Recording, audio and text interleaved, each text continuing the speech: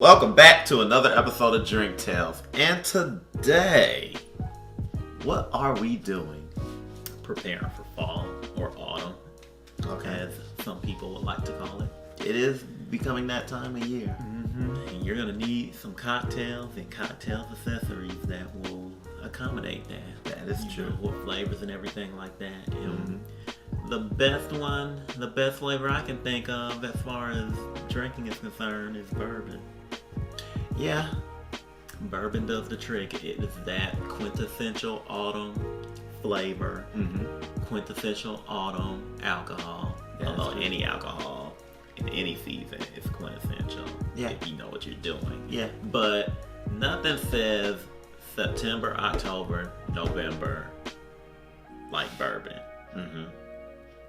I don't know. Maybe it's the color. Yeah. Nevertheless, I wanted to do a bourbon cocktail that I feel reflects the autumn season. Okay. And season is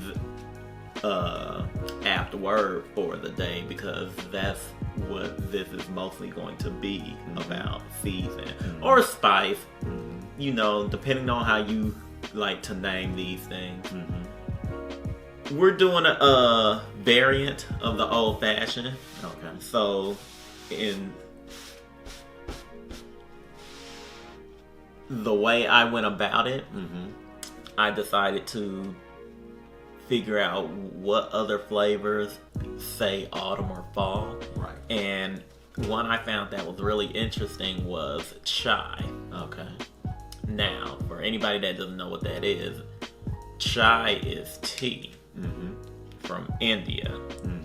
You may know it as a flavor of tea that you drink, but as a matter of fact, you are wrong. The flavor that you know as chai tea is how they make it in India. It's just regular tea. It's just regular tea. As a matter of fact, chai in India stands for tea. Okay. So, like, when you say chai tea, you're just saying tea. Tea. Yeah. Okay.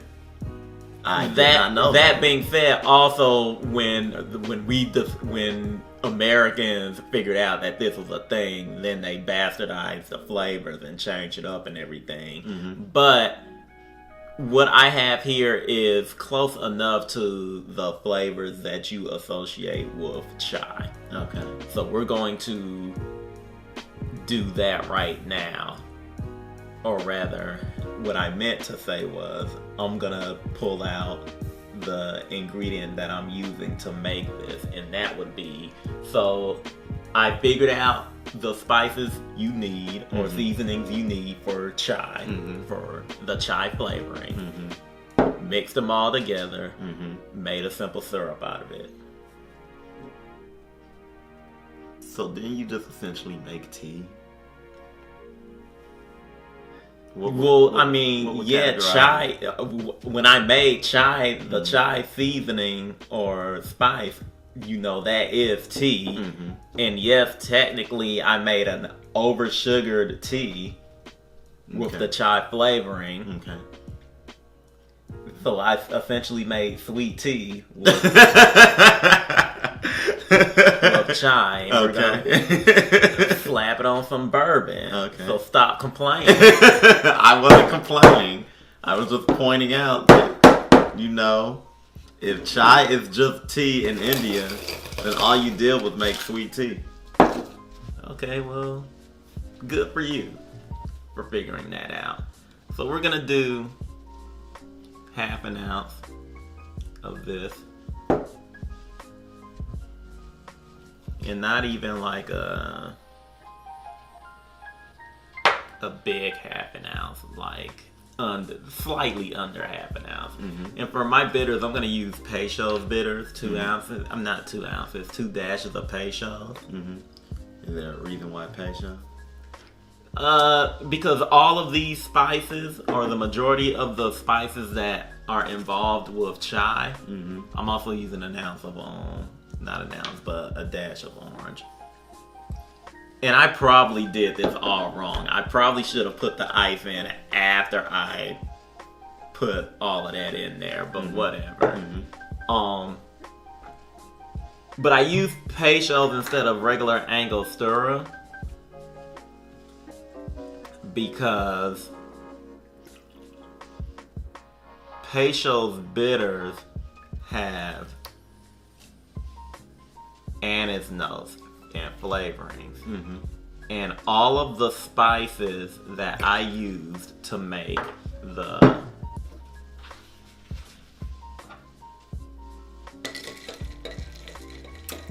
the chai seasoning, they all go well with anise.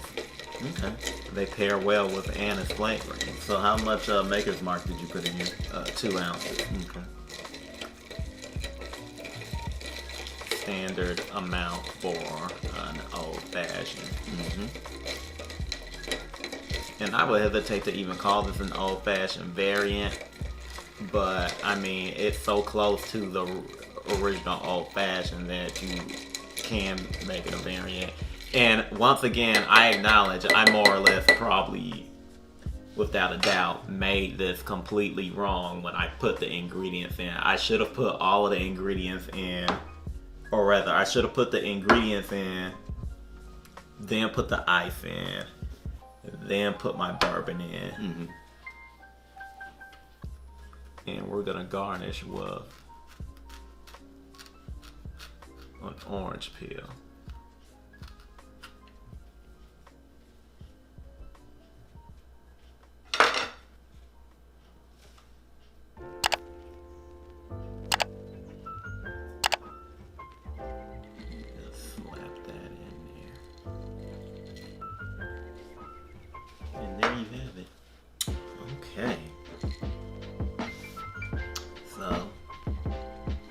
What do you call this? Just a variant on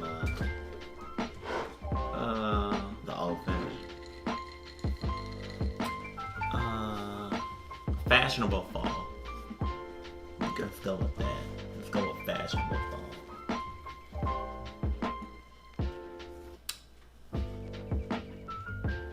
Pretty good.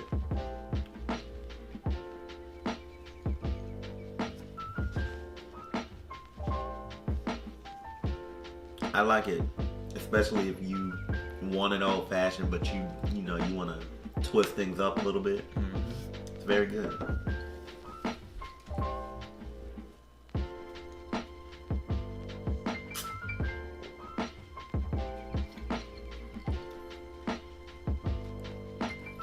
Flavors from that chai definitely play with that bourbon. Yeah. Well.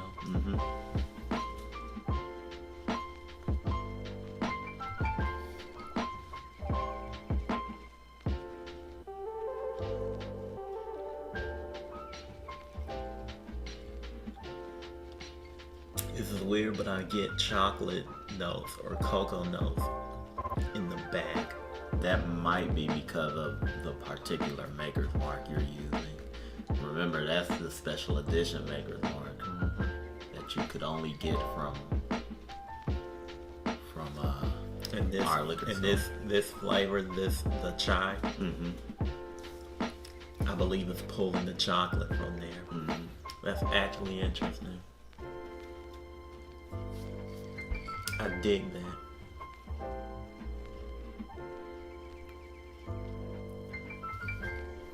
I may have used a scotch too much simple syrup. I still stand by my own half an ounce of simple syrup.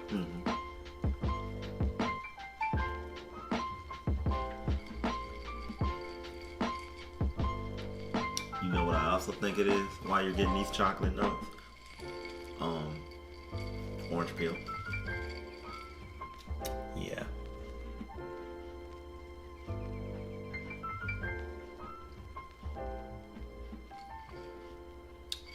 Oh yeah, but that's really good. Fashionable Fall. Making that with Uncle Nearest, I'm curious how that will come out. When Uncle Nearest makes bourbon, you let me know.